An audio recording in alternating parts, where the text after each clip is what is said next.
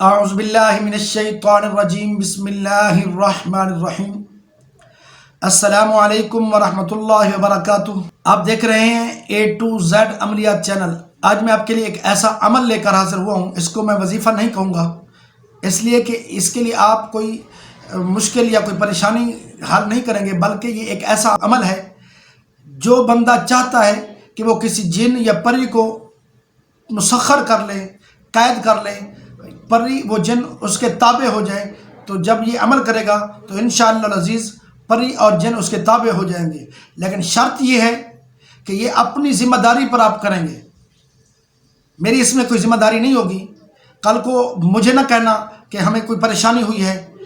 جب آپ یہ عمل کریں گے، کسی عامل کے پاس جائیں جن کے ساتھ آپ کا رابطہ اور ڈائریکٹ تعلق ہو، جس کو آپ وقتاً فوقتاً آپ کی ملاقات ہوتی رہتی ہے، ان کے پاس جائیں، ان سے اجازت لے لیں۔ میں صرف جسٹ آپ کو معلومات کی حد کے لیے بتا رہا ہوں، آپ کو اجازت نہیں دے رہا، میری طرف سے اجازت نہیں ہے، صرف آپ کو معلومات کی حد تک بتا رہا ہوں کہ ایسے ہو سکتا ہے۔ اگر آپ کو اجازت مل سکتی ہے کسی عامل، ایسے عامل سے جو صالح ہے، تو پھر اس کو کریں، انشاءاللہ آپ کو فائدہ ہوگا۔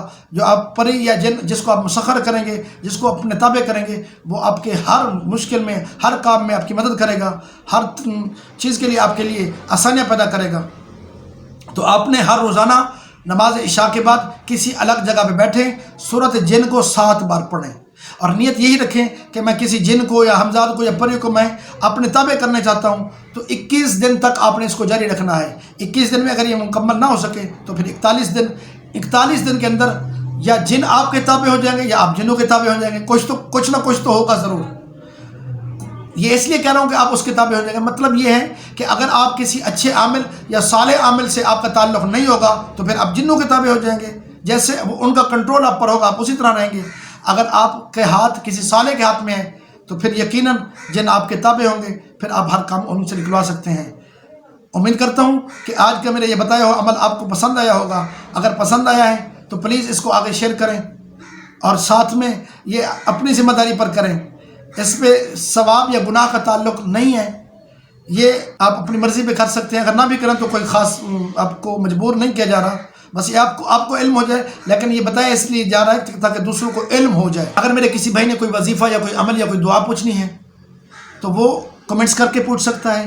اگر کمنٹس کرنا مناسب نہیں سمجھتا تو پھر جو آپ کو واٹس ایپ نمبر نظر آ رہا ہے، اس پر رابطہ کریں، مکمل رازداری کے ساتھ آپ کے ساتھ تعاون کیا جائے گا، آپ کو وظیفہ یا عمل بتایا جائے گا، اور یہ وظیفہ عمل فی سبیل اللہ ہوگا، اس پر کوئی بھی لین دین نہیں ہوگا انشاءاللہ العزیز۔ اللہ تعالیٰ ہم سب کا حامی ناصر ہو۔ السلام علیکم ورحمۃ اللہ وبرکاتہ۔